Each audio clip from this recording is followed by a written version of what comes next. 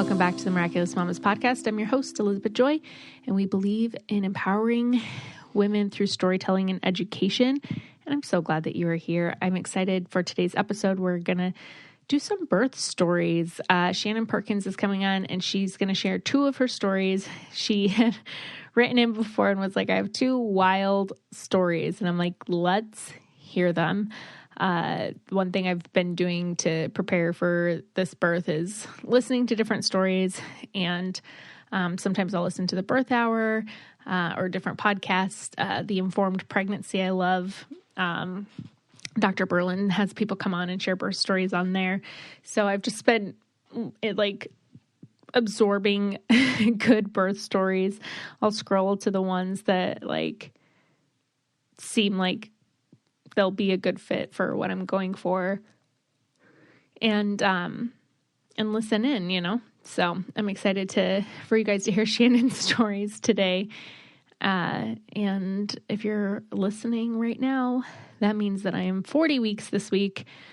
So if I have not had the baby yet, I'm getting pretty antsy to have the baby. So I do have some episodes recorded in advance just for those first few weeks after the baby's born to take off and not really worry about recording content. And then I know Vito and I will share the birth story with you guys and then continue on with some awesome guests. So I'm really excited for what is in store. I feel my body getting more and more ready. I lost my mucus plug 2 weeks ago now. I've been having continuous Braxton Hicks for a week.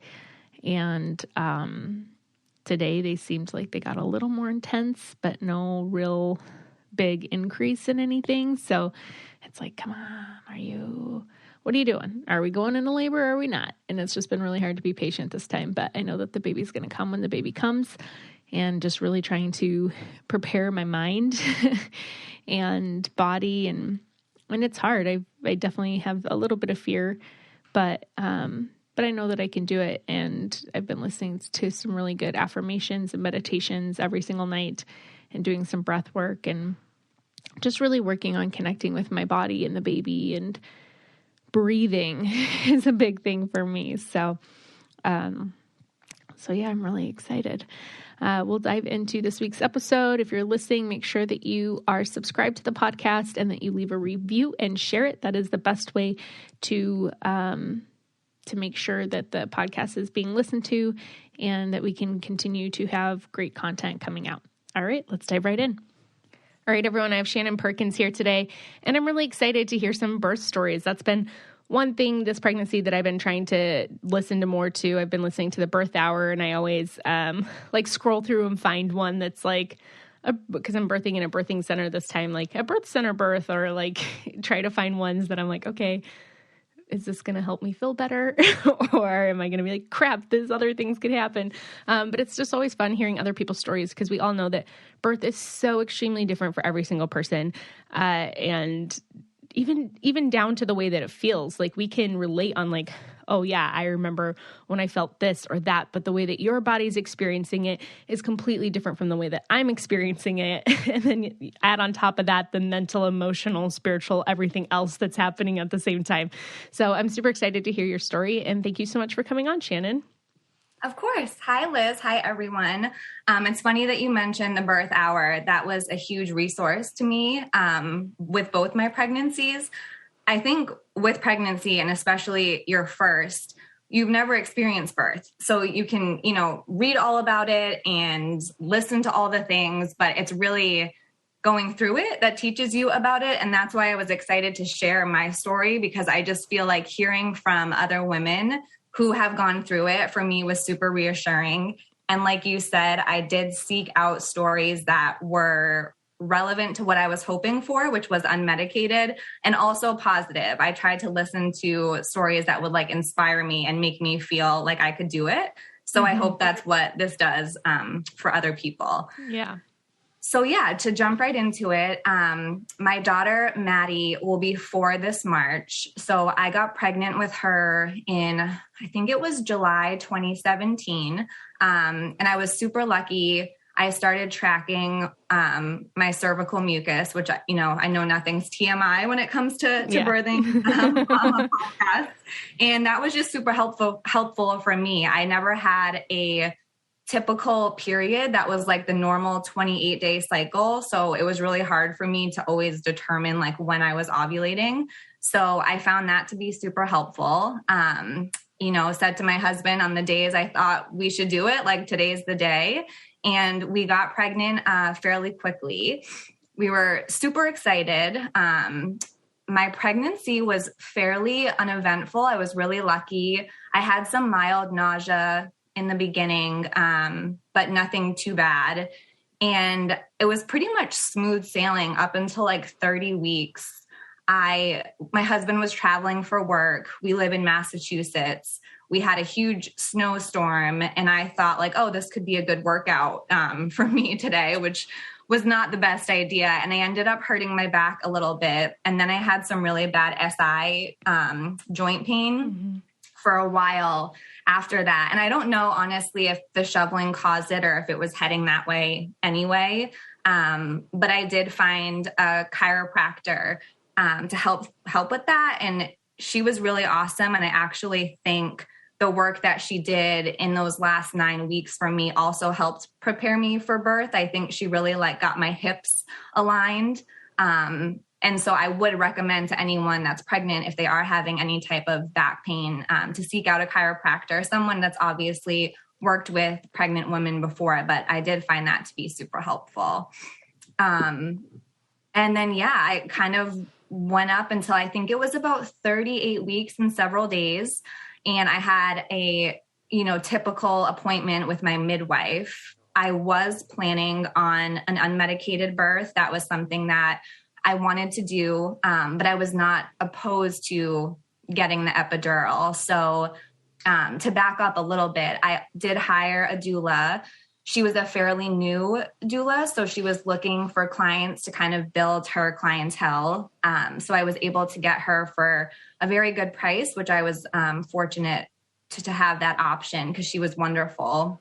And so with her, I established a safe word. She thought it would be good to have it be 2 syllables, to make it kind of hard to say, actually, like when you're in labor. So if I'm saying it, I really mean it. So we just came up with cough drop. It was the winter and people were sick. So like cough drop just seemed like a good safe word. And so, my plan was unmedicated, but if it got to the point that I couldn't handle it, I was willing to ask for the epidural, and I was okay with that.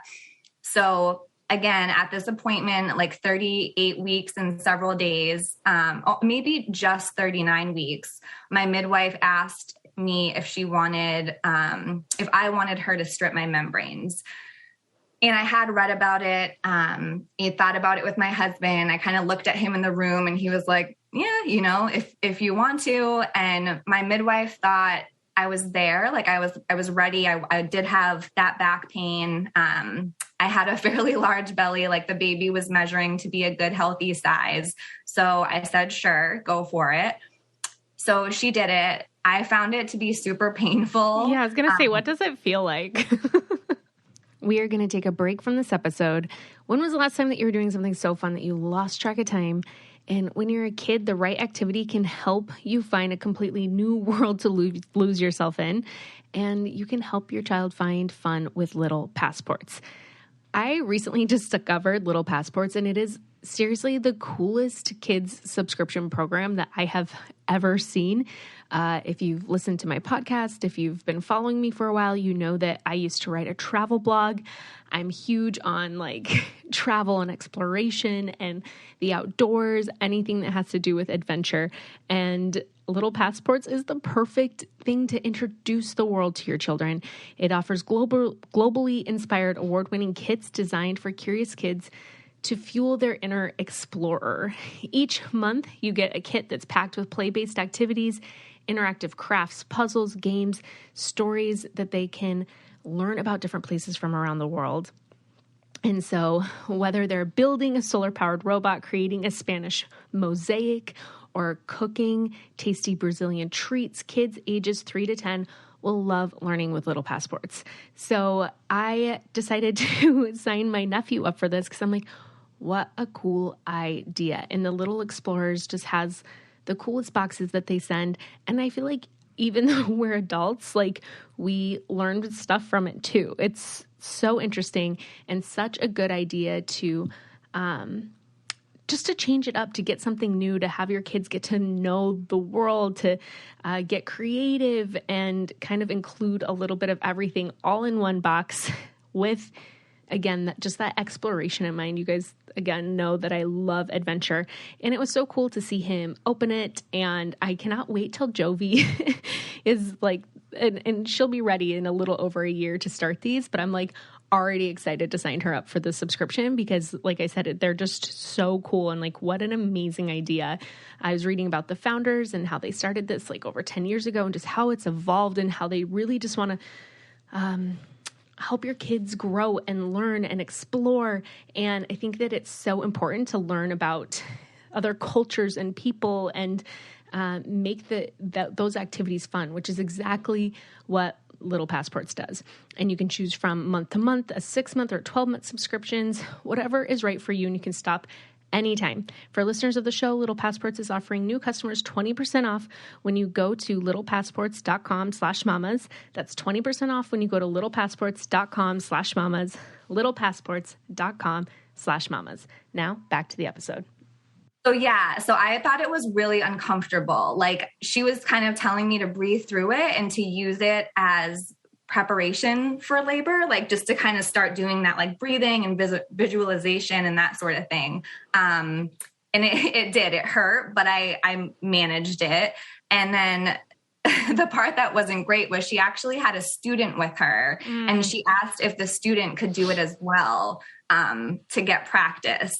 So then the student also, like, I'm not really sure how that works, but she attempted to then strip my membranes as well. It did not hurt anywhere near as much when she did it. And I'm not sure if that's because it was like essentially done or maybe she just wasn't as familiar with it. But yeah, it wasn't as bad when the student did it, but I wasn't expecting to have it done twice. Right. So we left. We were super excited. Like I had read that when that happens, it can kind of happen at any time. So I went home that night. I had some cramping, I think a little bleeding, but nothing, out of the ordinary. The same thing the next day. It was a Monday that I had them stripped. So nothing happened Monday afternoon, nothing Tuesday. Wednesday morning, I woke up and I can just remember feeling a little anxious and I wasn't sure why. So I went to the bathroom and I had the bloody show. So that to me was obviously a sign that things were progressing. Mm-hmm. So we called the hospital. They said to stay home for as long as possible. I was starting to have some like really mild contractions. Our hospital was about a half hour from our house, and there was an impending nor'easter that day. So that was the only thing that was making me think like we need to just pay attention and maybe leave a little earlier. But the morning kind of went and the contractions were getting more and more steady, but they weren't unbearable. We called my doula. She said to relax, eat some food, have some tea. And things really started to pick up like fairly quickly. The contractions were coming fairly regularly, but they weren't super painful. But then I had 3 in a row. That kind of scared me. Like it gave me this feeling inside, like, okay, like you need to get to a hospital. So I told my husband, like, all right, no food and drink and tea. Like I want to go now. I was starting to get nervous. So we got all of our stuff pretty quickly. He got it out to his truck and he actually ran back into the house and he was over in our liquor cabinet. And I can remember being angry at him. Like, what are you doing? Like, I'm having a contraction. I want to go. And I thought he was getting some type of like celebratory, like nip or something for the hospital, but he had actually hidden my push present there because I was pregnant, knowing I wasn't going to be going into the liquor cabinet. So that was like a funny little side story where I was pissed at him, but he actually had a ring for me as a push present. So we got in the car. The car ride to the hospital was very difficult. I was sitting in the back of the truck, but the contractions were starting to get really painful. I couldn't find a comfortable position. Me personally in labor, I don't like to sit. Like I can't sit. So it was really hard being in the back of the car. I also remember I tried to eat a chip. We had like a plain tortilla chip bag, and like worst mistake. I regretted that chip for the rest of my time in labor. It just made me feel super sick to my stomach and kind of like it was sitting in my throat. So we got to the hospital, we went right in, we parked at the emergency room, walked in. There were a few other women in line ahead of us. I don't know if the snowstorm, like I know they say with weather, it makes people go into labor. So we had to wait in line, and I can remember starting to like leave my body a little bit. Like I was starting to not be present because it was starting to get pretty painful and feeling a little scared, like what's happening. I got into a room where I was hooked up. We could see all of the screens in the other birthing rooms. Mm-hmm. So we could see like other people's contractions as well. Like it was all these different monitors, and mine were like way higher, like really peaking. And so I was getting excited, like this is happening, and it's happening fairly quickly. But then they checked me and they said I was a 2. And that felt super I can relate. That's what I was. I was like, really? That's it? Yes. Yeah. And like, you feel like I've just gone through like all this pain, and it felt like things were moving. So yeah, I can remember crying when she left the room and saying to my husband, like, I don't know if I can do this. If this is what a 2 feels like I don't know what a 10 is going to feel like. So they gave us the option to go home or to stay and walk the halls. And because we're a half hour away and there was a storm, we decided to stay. So we walked down the hall. I remember feeling like I had to use the bathroom, went into the bathroom at the end of the hall, and like the pain was just, it was really, really strong. And so I came out of the bathroom and I said to my husband, I want to get back to our triage room. Like I needed to be in like a safe space, it felt like.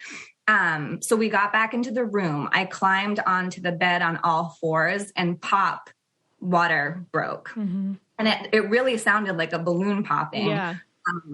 And so like, you know, a rush of fluids comes out, and I can remember my husband being like, it's not just water. Like he was very surprised at everything that came out. So that was like another funny moment, which I was just like, shut up. Like I'm not paying attention to any of this.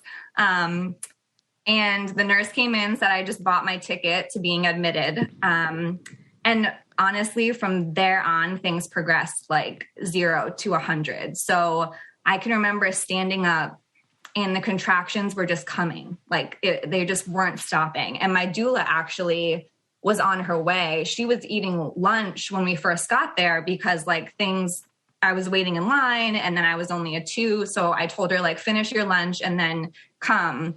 So my husband at some point during this had texted her and said like, things are changing fairly quickly. So she got there, and she had, I can't remember what it was called, like a rebozo. It's like the scarf. So she started trying to wrap that and do some counter pressure, but nothing felt comfortable. Like I didn't want anyone really touching me at that point. And I can remember saying that I thought I was going to be sick and I had to throw up. And so I did.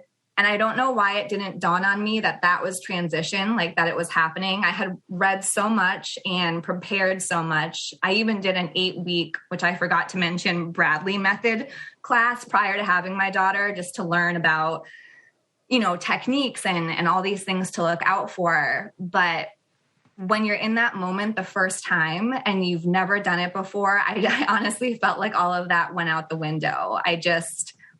I wasn't thinking about the things that I had learned. I am an anxious person in general.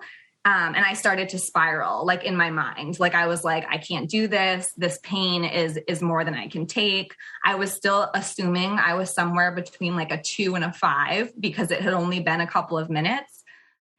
All right. I'm super excited to tell you guys about the new thing that I've been trying out with Stitch Fix. You guys already know that I love Stitch Fix. Used them for a couple of years. It definitely helps out when you're going through different seasons of your life as well. But now they're making it easier for you to keep up with your kids' growth spurts, changing tastes can be a challenge, and you can let the style experts at Stitch Fix help you with easy options for your kids that will fit their vibe and your wallet. Stitch Fix Kids is the effortless way to get clothes that fit your kid and price range. Items start at $10. And with your feedback and input, the experts at Stitch Fix learn about your kids' tastes, sending styles that are perfect for them and affordable. So we've gotten a couple of fixes for Jovi now, and I love it because we have gotten quite a few hand-me-downs for her, which we love, but some of the stuff like isn't in season with like her age. So now we're entering spring, and she just needs some, again, like staple items in her closet, a cute sweater, some new jeans, different things like that. So we recently got our fix, and I actually ended up keeping everything in it. I was like, we just need a few items, but we kept everything in it because it was so cute. It's irresistible. So there's no subscription required though, which is awesome. And you can simply order a refresh whenever needed. Try it today at stitchfix.com/mamas, and you'll get 25% off when you keep everything in your kid's fix. That's stitchfix.com/mamas for 25% off when you keep everything in your kid's fix. stitchfix.com/mamas. So I can remember the midwife that was on call coming down, and she asked to check me again. And I said no. I was like, I don't want to know. I don't want to be checked. I just want the epidural, cough drop, said my safe word. I can remember screaming, somebody help me and somebody make it stop. And after the fact, I felt so horrible because there were a ton of other women there, like early labor or like Braxton Hicks. And here's this like wild animal just screaming in the room next to them, throwing up and like losing my shit basically. So they switched my admission because like you, I was going to go to, they called it the ABC, the Alternative Birthing Center. They switched me to a regular hospital admission because I wanted the epidural. So I can remember them trying to like get an IV in and take blood, and I couldn't sit down for any of it. So I'm standing up through all of this, standing up through what was transition that I didn't realize at the time. They finally were able to get me into a wheelchair. There was like a weird lull in the contraction. And I remember the nurse running me up to the room with the midwife, my husband, and my doula behind me.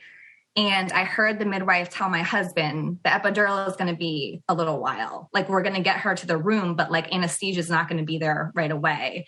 And I can remember being like, I can't think about that. Like, I need this pain relief immediately.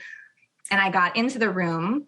I stood up out of the wheelchair, and I had this huge contraction that I had to, like, I felt like I was pushing. Like, I made this very like guttural, deep noise, which is funny. I thought I was going to be like silent or very like calm during labor. No, I literally was like a wild animal. Yeah. So they were like, no, don't push. So they got me onto the bed. They tried to get me onto my back, but I couldn't turn. For some reason, being on all fours was what felt best to me. So they raised the bed a little bit. So I was kind of like up on my elbows and then my knees. And I couldn't control the pushing or the contraction. So that was something else that was interesting to me, because I feel like I was so used to watching movies where you're being told like, okay, push now, and push. And like, there was none of that for me. Every contraction that I had, my body was pushing on its own. So there was no telling me to push. There was no telling me not to push. I literally couldn't control it. Like, my body just took over. I can remember feeling very outside of my body, very, very afraid. But the doula that I had, her name was Larissa. She was like up at my head, and she kept whispering like positive things in my ear, like, you're doing great, and like, you're fine, and you're in a safe space.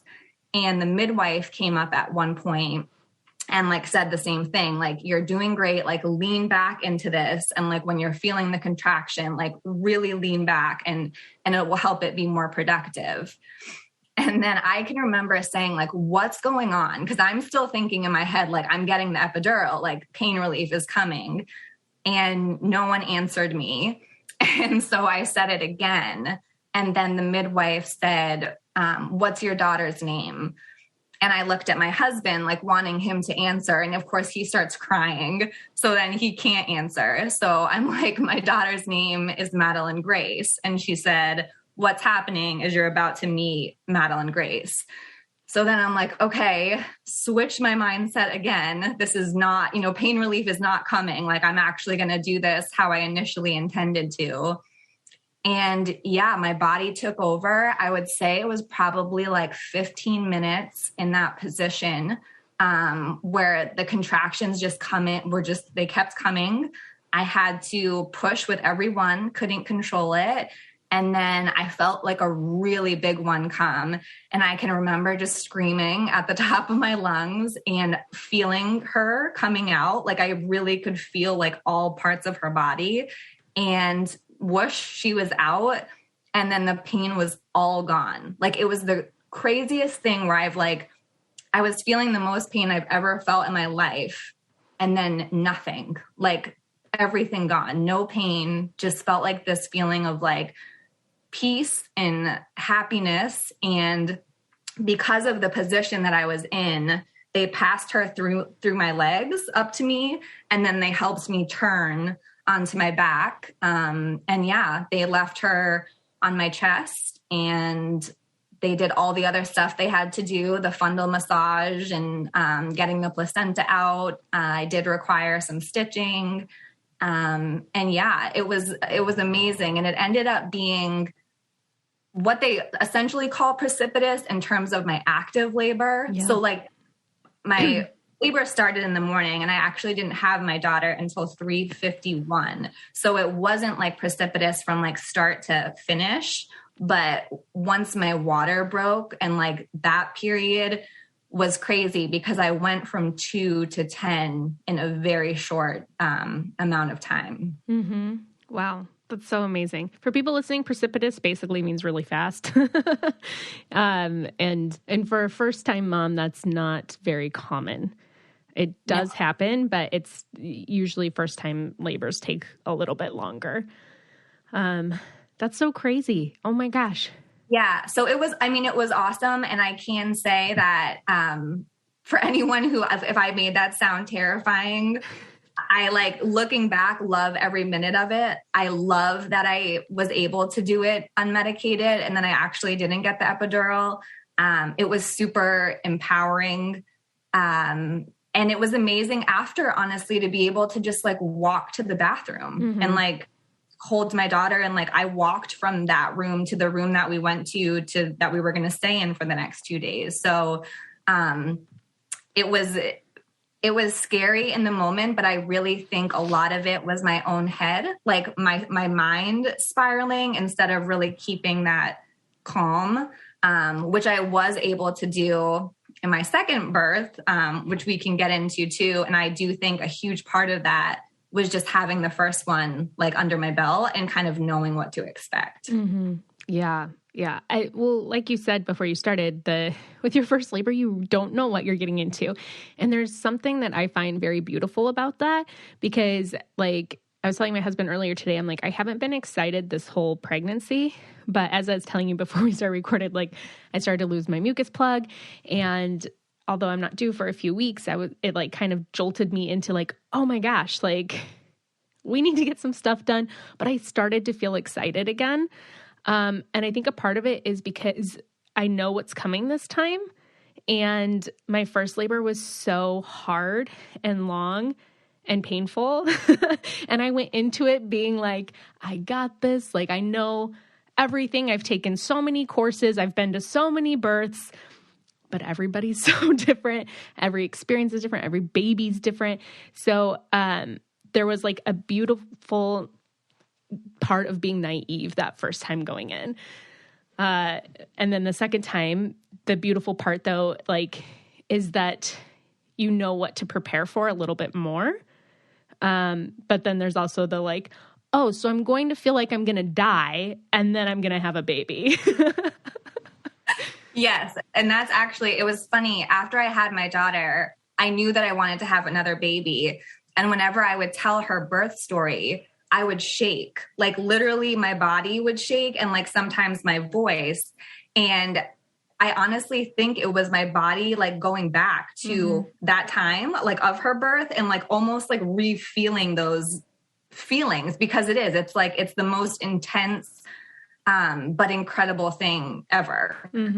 So yeah, I'm so excited for you. Like, I think the second time there is something special about the wisdom that you have from the first that you can take into the second. And I do think it makes the process better in a way and easier in a way. Cause you do know, you can keep yourself a little more calm, I think. Yeah. Yeah, absolutely. I think also because you know that it's going to be over at some point. Yes.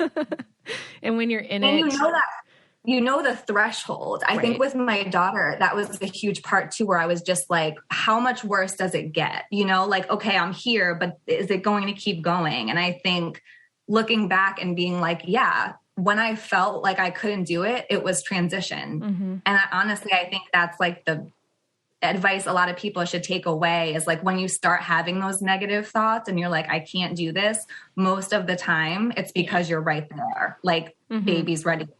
Right. Yes. All right. We are going to take a quick break. Do you love eating your favorite foods, but you end up feeling gross after and bloated? I have a product that might work for you, and that is the greens powder from Bloom that can totally help with that. I've been taking it for a few weeks now, and I absolutely love it. Not only the fact that like I'm getting in greens, so I just feel healthier, but that everything else in my system's just running a little bit smoother. And same with Vito. Bloom Nutrition makes it easy and delicious to give your body what it needs to feel your best inside and out. Their greens and superfood powder blend fights bloating, helps digestion, increase natural energy, and keeps your skin glowing. It's packed with over 50 nutrients. And you can mix it in water, a smoothie. There's different flavors that you can choose from. And Bloom is made for you, whether you're trying to recover from a weekend out or you're a crazy health nut. They have over 350,000 people who trust Bloom to feel better every day. And right now, Bloom Nutrition is offering the listeners 15% off your purchase of their greens and superfood blend when you go to bloomnu.com/mamas. That's BLOOMNU.com/mamas for 15% off your purchase. Go to bloomnu.com/mamas for 15% off. Before we dive into your second birth story, I just want to ask you, because you said that you took the Bradley Method course. And for those listening, that's like a partner course. So you learn a lot about how your partner can help you through labor and different things like that. And you were saying once you got into labor, it's kind of hard to recall what you're learning, right? It's so much information in a couple of months, and then you're in labor and you're like, just get me through this. So I'm just wondering, was there like what were the benefits that you still maybe saw from taking a childbirth education course?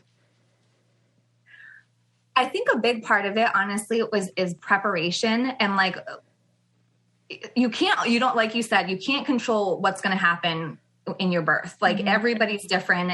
The way it happens for everyone is different, but there is a chance that you're not going to be able to get the epidural. And that's not to scare anyone. Like most of the time you can plan for that and it can happen.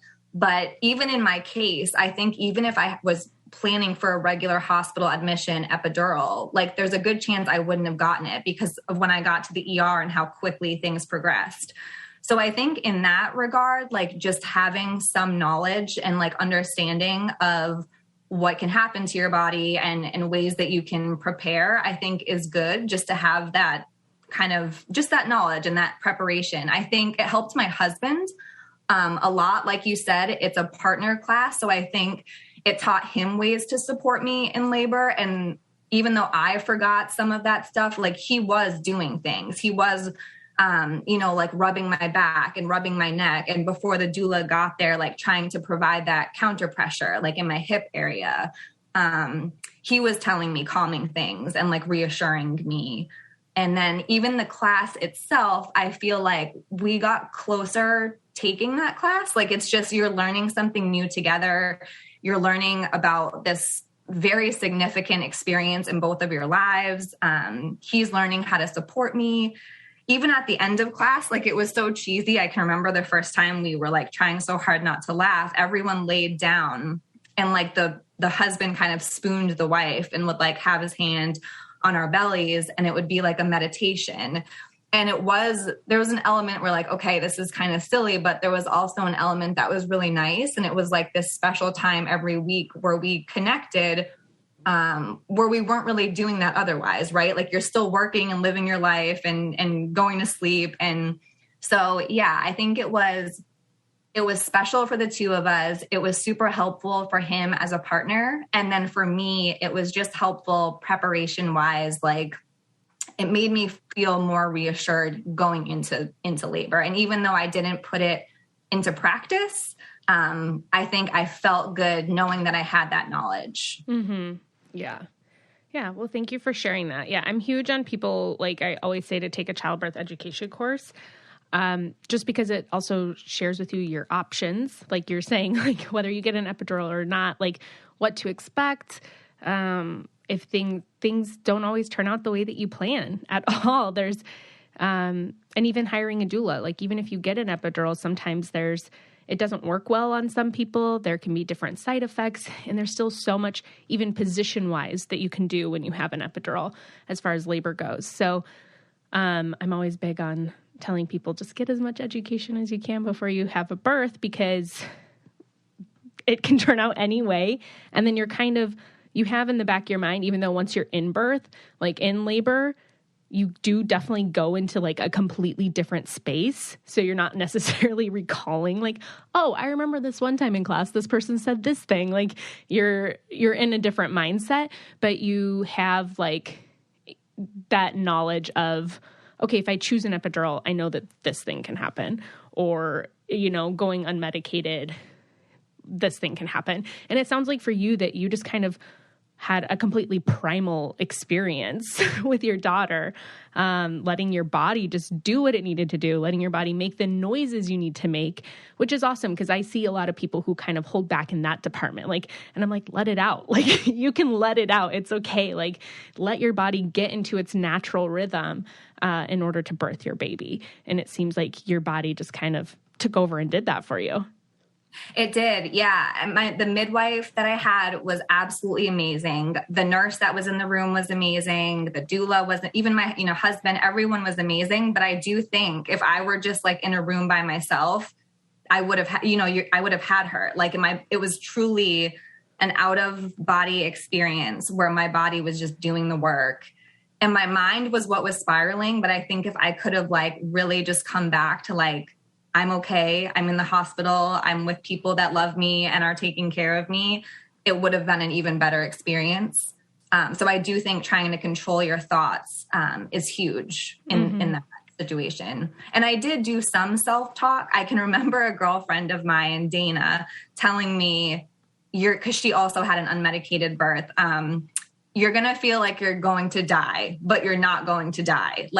And I literally said that to myself, like, okay, Dana told you this, you're feeling like you're dying, you're not going to die. And then Maddie was born. So yeah. Mm-hmm. Yeah, it was super, super cool, super primal. And yeah, I can remember the nurse saying like you had an ABC, the alternative birth center birth in a regular hospital room. Mm-hmm. Like you're on all fours, screaming your head off and you just shot your daughter out and pulled her through your legs. So yeah, it was really cool. And then, so not to take up too much time, my second birth, I have a son, Benjamin. And when my daughter was about 17 months old, my husband and I started to get the itch for like, I think we're ready to do this again. We had several friends that were having their second kid. We also had some friends who had secondary infertility. So they had like no issues the first time, but the second time they had a little bit of a harder time getting pregnant. So we thought, let's start now. And that way, if we do have an issue, the age gap isn't going to be too big. Literally got pregnant the first time, first shot, like absolutely very blessed, very lucky, happened faster than I think I wanted it to. Like I said, my daughter was 17 months, so I still very much felt like I had a baby. And unfortunately, everything about Benjamin's pregnancy was just a little bit harder. Right at the start of it, my mom had diverticulitis that actually ruptured. And so her intestines were spilling out into her body, which is like super dangerous. So she had to go in for emergency surgery. And she was a big help with my daughter at the time, like a babysitter for us. And so I can remember saying to my husband, let's stop trying. Like, let's focus on my mom, make sure that she's good, and then we can pick things up. And of course, you know, a couple of weeks later, I'm pregnant. I was super nauseous with him, just all day, not morning sickness, just all day nausea, hard to really think about anything else. Still working, still having a 17-month-old. So that was really hard. I did not want to take medication because I was like trying the, you know, more natural route. But eventually my midwife talked me into a combination of B6 and Unisom. And I was like, I have to do it. I just didn't feel good. I really couldn't take good care of my daughter or myself. So I started the medication, and like, best decision I ever made. So I think sometimes as moms, like, we try to be heroes with that stuff, or, you know, we feel like we can't take medication if we're pregnant. And I can tell you that I wish I would have started it sooner. And I know some people aren't as lucky where it doesn't, you know, work for them, but that combination worked for me. And it was super helpful in getting me, I think I was able to stop around like 18 weeks, but to get me through the end of my first and second trimester. And then with him, I also started to have some back pain. It wasn't as bad as with Maddie, fortunately, but I did continue to see a chiropractor. Again, I just found it super helpful with not just the pain, but I felt like the preparation for labor, like making sure that like my hips were open, they were aligned, my body was just in good alignment for labor. Fast forward to March 2020, I'm like in my third trimester and the pandemic hits and the world shuts down as we know it. Right before that, we had started a renovation on our second floor where my bedroom is, my daughter's bedroom, and where the new nursery is. Walls ripped out, floors ripped out, and then the pandemic hit. So like on top of the pandemic and being told to stay home and not see anybody, and I'm pregnant, so I'm high risk, and I have a 1-year-old who's also considered high risk. We have men in and out of our house every day. So that was super stressful. I was also in the wave of women that was told there was a chance my husband would not be able to be in the delivery room, which was very scary and very hard to hear. All of my appointments for the most part went virtual. So I wasn't having those like regular heartbeat checks or like even peeing in the cup. Like it tainted the experience for sure at the end. And I feel so bad for Benjamin for that reason, because I felt like with my daughter, my pregnancy, I was very calm and like happy. And I feel like in my third trimester with him, it was very just chaotic and stressful. So yeah, that was really hard. And I know everyone who's been pregnant and had children during the pandemic has gone through a similar thing. So my heart goes out to all of those moms. But I can say that in the beginning, it was just super scary because there was no vaccine. We didn't know anything about it. This was when we were still like Cloroxing our groceries and mail. And so it was a very weird time to be bringing a baby into the world. So that was really hard. Fortunately, our renovation did finish. Shout out to our contractor, Chris, who was amazing. Like we had drywall, for example, on like a Monday, and then Tuesday drywall shut down. And like he was just getting everybody in, even at times that they weren't supposed to be coming in, so that we would have a home to bring our baby back to and a room for that baby. So that was very much appreciated. And we were very lucky that got done. So fast forward to essentially 40 weeks. I went in, I think it was like 3 days before my due date. My midwife stripped my membranes again. This time it did not hurt at all. So I don't know if it was because it was a different person, if it was a different pregnancy, because I'd had it done before, but I literally felt no pain. She said she thought I would go into labor that weekend. I think she had estimated that I was already 3 centimeters, which to me was like, oh my gosh, I felt so happy because that first time I was only 2 after a lot of pain. But nothing happened. So the weekend comes and goes and there's no sign of labor. So I go back in at 40 weeks and 1 day, and they were planning to strip my membrane again. But first they did a non-stress test, which I failed. So they said that my son's heart rate was a little sleepy, which was super hard to hear by myself because my husband obviously could not be with me at any of the appointments due to the pandemic. So they told me to go right to the hospital from the office. So I can remember crying in the car, calling my husband, calling my mom. I did stop at my house to give my daughter a hug and my husband a hug. I just needed like some reassurance. And then I went to the hospital. We switched hospitals for this baby to one that was closer to our house because I was told after how quickly my first labor went, there was a chance the second one would be even faster. So fortunately, the hospital is just down the street. They hooked me up to another NST, a non-stress test, for an hour, which again, I had to be by myself. My husband could not come until I was admitted as a patient. So I failed that one too. They just said the heart rate was not where they wanted to see it. And because I was 1 day past due, they wanted to induce me. Which of course is not what I wanted, but I wanted to do what was best for me and the baby. So I said yes. So they had to COVID test me. And at that point in time, it was like when it was going up to your brain. Literally swabbing your brain. Yes. When you're like already like, I was just so stressed, such a mess. And then like, they're like, oh, by the way, we're going to stick this for 5+ seconds in each nostril to your brain.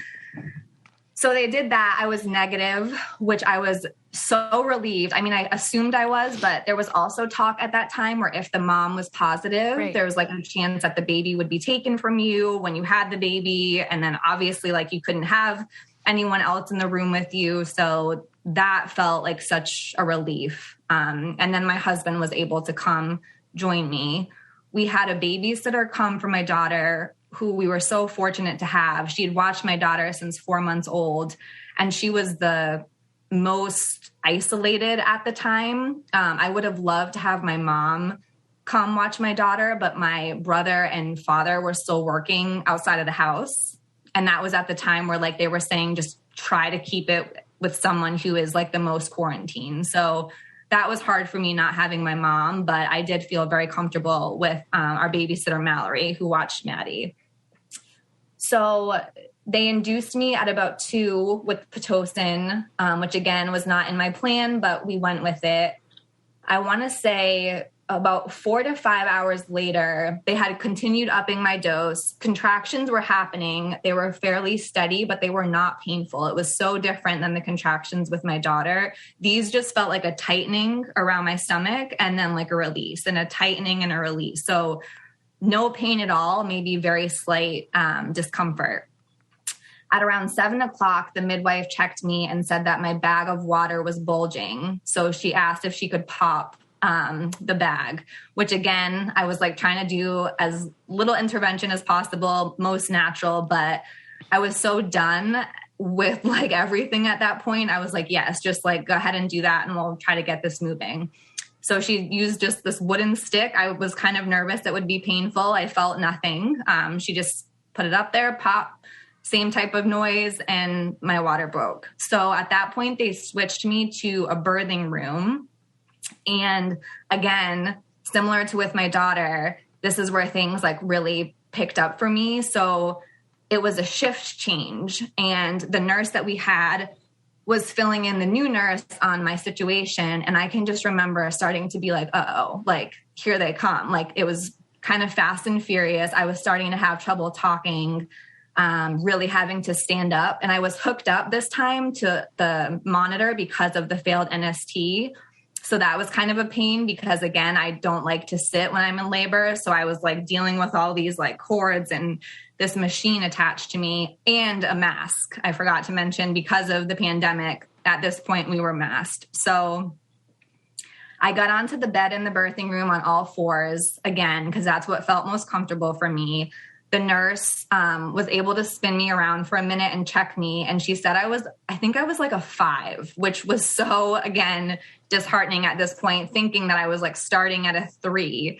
So I said, I want the epidural. I was just defeated. I was so stressed. The last couple months had been super stressful. I just didn't feel like I was in the right mindset this time. I couldn't have a doula. I forgot to mention, you could only have one person in the room with you, which was my husband. So it just didn't feel the same. And I wanted the pain to stop. I just wanted to rest. So she said it would be about 20 minutes. So my husband was timing the contractions, and he said, I can remember him saying like, that's going to be like, 7 or 8 more contractions. And then pain relief is here. Like, we can do this. So he was on the bed with me, like doing the counter pressure again on my back, trying to play like the full doula role.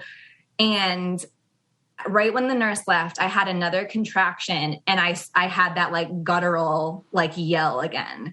And my husband was like, what was that? Like, something just changed. And I'm like, yeah, I just pushed. Like, I couldn't control it. So he calls the nurse back in. It had probably been 5 minutes. She's like, there's no way. She checked me again. I was a 10. So once again, like literally 0 to 100. So she calls for the other nurses to start prepping the room, and she calls down to the midwife on call, who is changing her clothes because she was last told that I was a 5 and I was waiting for the epidural.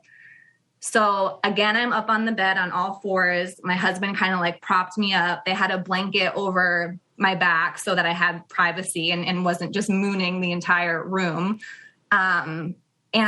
My husband said I had one more contraction before this. I swear I didn't. I swear it was that one that I felt the push. And then all of a sudden I could feel this contraction building, but I couldn't vocalize it. Because again, like I was just so focused on making it through. And it was just this huge contraction. I can remember screaming for what felt like 20 minutes. And I'm not 20 minutes, sorry, 20 seconds, like just a full, just screaming. And I could feel Benjamin coming out of me, but I couldn't say that, right? So I'm just yelling. And one of the nurses says, move the blanket. And so the nurse closest to me pulls it off, and whoosh, there goes Benjamin right onto the table. Oh my gosh. So he wasn't even delivered, like, or guided out. Like, he literally just came out onto the table. So I can remember them kind of scrambling, and my husband saying like, we want to do delayed cord cutting. And they were like, it's delayed enough, because they were just, I think, panicked and like making sure he was okay because of how fast it happened. So the midwife is literally running down the hall at this point. I can remember her coming into the room and saying, get me a medical mask, because she had on like a homemade cloth one. She hadn't even switched her mask. So they switched for her. And yeah, they took Benjamin over to the table. He was totally fine, totally healthy. And they helped spin me around and then handed him to me.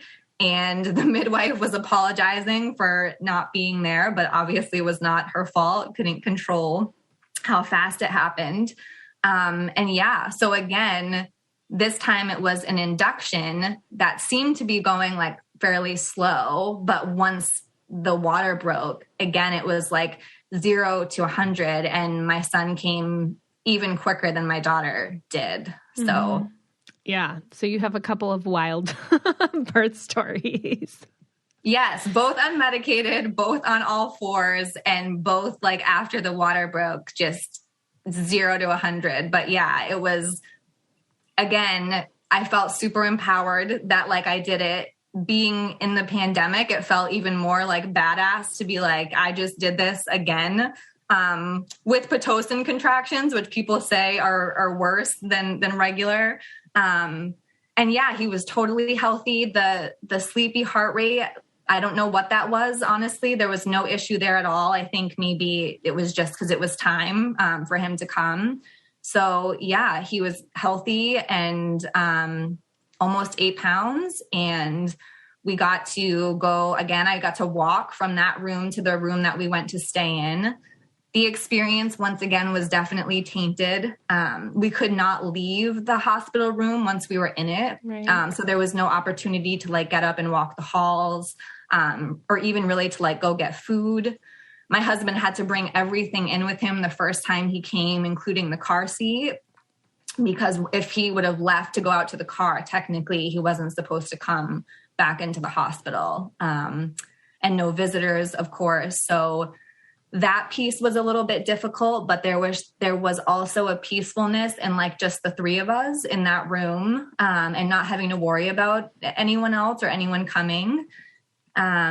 And yeah, now I have, a pandemic baby that was born right in the beginning of it, and a crazy story to tell him one day. But I can say the second time when I was feeling those contractions, my mind was so much more like stable and calm.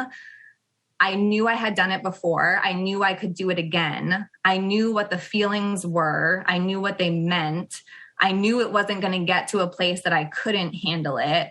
And I actually was able to do a little bit of visualization this time, where I was thinking about the contractions as waves until the last two. Like the last two, like all bets were off. I was just screaming. But like the ones leading up to that, it was kind of like, I can get over this and then it's going to come back down. And then I can get over this and it's going to come back down. So to any moms that are going into their second labor that are maybe feeling nervous or, feel like the first one was just such a shit show, I can say that there's something really nice the second time about having gone through it the first time and knowing yourself better, knowing what the contractions feel like, knowing the threshold of the pain.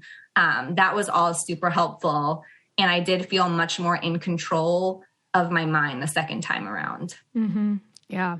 The one piece of advice that was given to me on the podcast, actually, it wasn't even advice. It was something when I was interviewing Desiree Siegfried. She said that like with her first birth, she suffered, and with her second, she surrendered. And that's something that's like stuck with me, because I feel like I was definitely suffering through Jovi. And I'm like, okay, this one, like you were saying, just like letting the waves kind of wash over you, knowing that you can do it. Like there being a sense of surrender the second time around. So that's Absolutely. Like what I'm telling myself. Yeah, no, I think that's beautifully said. And I think it's totally possible. Like it really is. You just have a different wisdom the second time. Like, I've been here, done that type thing. And I think even if your first time wasn't a great experience, which honestly, like, mine wasn't. Like I did have my baby unmedicated, which was my goal. And I think some people are also like, oh, it went so fast. You're so lucky. And there's definitely an element of that, but there's an element that it's worse when it goes that fast because your body doesn't have time to catch up. Like the contractions weren't slowly progressing. I wasn't slowly opening. Like the whole thing was just like a freight train, And so there's an element there too, where it's not great. And I do think for a lot of Maddie's birth, I was suffering. I was terrified in it, literally screaming, right? Somebody help me in the emergency room. Where I think with Benjamin, I did surrender and I just knew my body was going to take over. So there was this calm and like, I want the epidural and I hope I'm going to get it. But if I don't, I've got this and I'm just going to like, let it happen. And that's what I did. So, yeah. And like, I know that, there's a lot of different things with like during birth, having like different interventions and stuff happen. But there are also things that are used as tools. And I've been at a lot of births where, maybe labor was kind of stalled or they had, there was the bulging bag of water and then things just kind of weren't moving for quite a while. And the midwife's been like, hey, like, we can pop it. And one of the last ones I was at, where that happened, the midwife came in to pop the bag. I think she was like maybe 6 centimeters and had been there for a while and just like ready to see. We had done a bunch of different positions and I'm like, okay, I'm going to go pump. The midwife's going to come in and pop the bag and I'll be right back. And I was literally setting up my pump and the midwife texted me, was like, the baby's coming now. And I was like running down the hallway, like, oh my gosh. And so then the next time I was at a birth and that happened, similar thing. I mean, after the water was broken, the baby was out within an hour. So, but it's different for every different person. And that's why it's like good to have like some of that knowledge, and then also be with providers that you trust and feel comfortable with. 'Cause like for me, my water broke at home and I heard that pop, but it was like the craziest thing. I'm like, I heard like and I'm like, did my water just break? And I took a step and it just gushed out. It was wild, but that was like at 1 a.m. and then I didn't have her till 9:30 at night. So it wasn't like, and my contractions, like they definitely picked up after that, but I was still only 2 centimeters dilated when I got to the hospital. So it wasn't like a crazy thing for me, Yes. But it can be Definitely. a tool. Like you said, though, it's different for everyone. I think you have to kind of go with what your body's doing, what your experience is going to be. And yeah, just be open to all of that stuff. Like go in with the knowledge, even go in with a birth plan. I did write stuff down because like you said, when you're in that moment, sometimes you can't think. So it's nice to be able to like reference something and say like, okay, I'd prefer this option first, or, you know, can we try this? But yeah, I think with my son, I did have a little bit more of like, I don't have to be a hero completely. Like I need to be induced because it's going to be better for him and for me. And like having her break my water while it's not happening natural is still going to be a good tool to help things progress. And so being open to that kind of stuff and not feeling like you're failing. Even if I had gotten the epidural, I would have been happy, honestly, in that moment. I was so tired and stressed. And I think I would have felt really happy to have the pain relief. So it's important to go into it with a plan, but just be open to whatever is going to happen and trying to make informed choices and not beating yourself up if it doesn't go exactly how you hoped. Yeah. Amen to all of that. And they've also said like a huge part is like how you were made to feel about your experience. So, you know, you were saying with your first birth, like your doula and your husband and even the midwife were like, you can do it. Like they were encouraging you. And that's just so important to have a team of people who is understanding and encouraging and not like, oh, honey, I don't think you can do this, type of thing.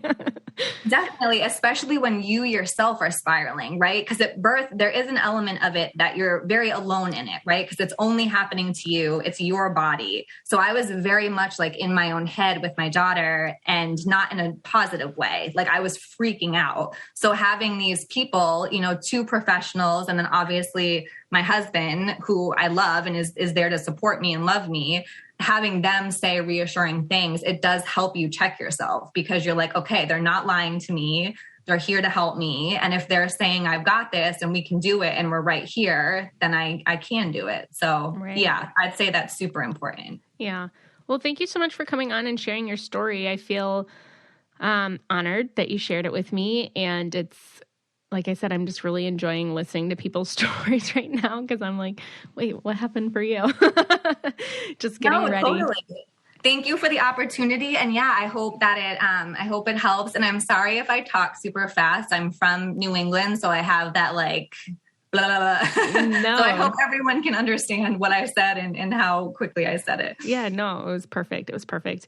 Thank you again so much for coming on, sharing your different experiences. I know so many people can relate to having a baby pre-pandemic and then having one in the pandemic, and just kind of like the differences that went on there too, and kind of that fear factor, which we definitely dealt with Jovi as well. So I just want to thank you so much for your time and energy and sharing your stories with us today. Thank you, Liz. I loved coming on.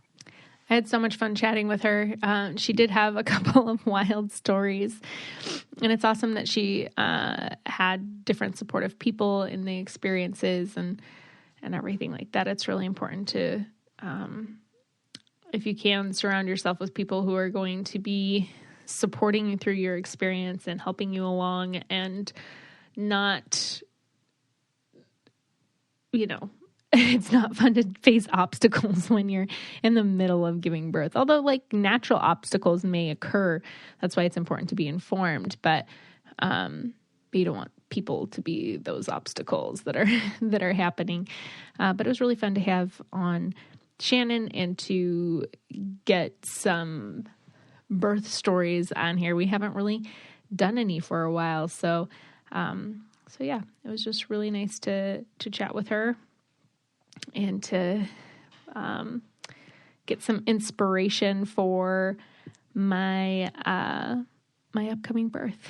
Next week, we're going to have on Mona De La Hook, and she's awesome. Dr. Mona, another Dr. Mona. I know we had a Dr. Mona on not too long ago, but this one deals with child psychology. And so we talk about what's actually going on in a kid's mind when they're having a tantrum, and just kind of dive into some of the neuroscience and other side of it. And then she talks about what she does and how she got into her field. And it's really, really interesting. It came to me at a time when I needed it. I'm like, oh, so Jovi's entering the tantrum phase, and I have on Dr. Mona De La Hook, so I can ask her all these questions about my child. So it's a fun interview, and I really enjoy talking to her. So make sure that you stay tuned. All right. Love you. Have a great week. If you want to be the most interesting person at the cocktail party, well, hop on over and listen to the Brain Candy podcast. Our award-winning content will have you laughing while you're learning. We read all the best articles, books, and studies and keep up with new TV shows, documentaries, and pop culture. And then we cram it all into 2 shows a week. Conspiracy theories, cannibal rabbits, unsolved mysteries, the history of the Walkman. There's something for everyone. The Brain Candy podcast. Find our link in the show notes. Or simply search for the Brain Candy podcast on your podcast app.